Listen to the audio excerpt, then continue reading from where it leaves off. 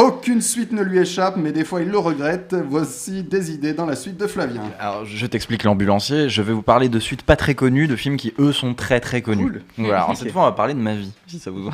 Mais oui, avec plaisir. Il y a une suite. C'est ça. Alors, je vais vous avouer un truc. Quand j'avais 10 ans, j'avais eu une petite phase disco. J'étais fasciné par le personnage de Tony Manero, interprété par John Travolta, dans le très beau film La fièvre du samedi soir, de John Badham.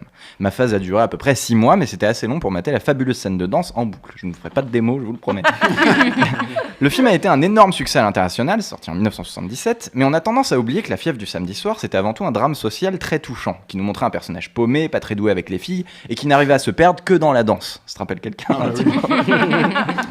Et un jour, j'ai découvert l'existence de sa suite, la bien nommée Staying Alive, sortie en 1983.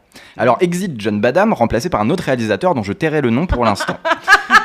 Alors, c'est une suite directe. On retrouve un Tony Manero toujours passionné par la danse, mais beaucoup plus cool dans sa vie. Le film se déroule toujours sur la bande-son des Bee Gees, et ensuite le personnage donnait des cours de danse et se retrouvait dans une relation, encore une fois, un petit peu toxique, mais pas trop non plus, pas comme dans le premier.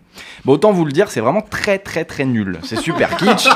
Non mais vraiment, c'est irregardable, c'est super ennuyeux, dégoulinant de bons sentiments, de mauvais goût, et surtout, il y a une étrange obsession à filmer le cul de Travolta du début à la fin dans tous les sens. Mais vraiment, il y a des gros plans tout le temps, c'est un enfer. Mais il y a une explication à cet enfer. John Travolta était devenu une énorme star. En 1982, il est ravi de pouvoir faire une suite à La fièvre du samedi soir, mais il veut contrôler le projet. On va rendre ça plus joyeux, plus sexy, plus coloré. Il veut de l'énergie. Et John Travolta, en 1982, va au cinéma. Et il voit un film qui représente exactement ce qu'il recherche. Ce film, ce qui représente pour lui l'idéal d'une suite à La fièvre du samedi soir, c'est Rocky III.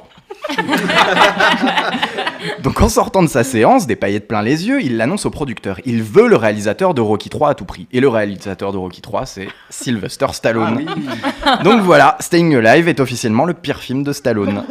Alors, étrangement, le film est un énorme succès au box-office. Il a rapporté près de 130 millions de dollars pour un budget de 22. Donc en 1982, c'était quand même pas rien. Mais il a bien heureusement été effacé de l'histoire du cinéma, à son titre évoquant avant tout le fabuleux tube intégralement chanté en voix de fausset des Bee Gees. Thibaut, est-ce que tu veux nous faire le refrain ? Là, je peux pas.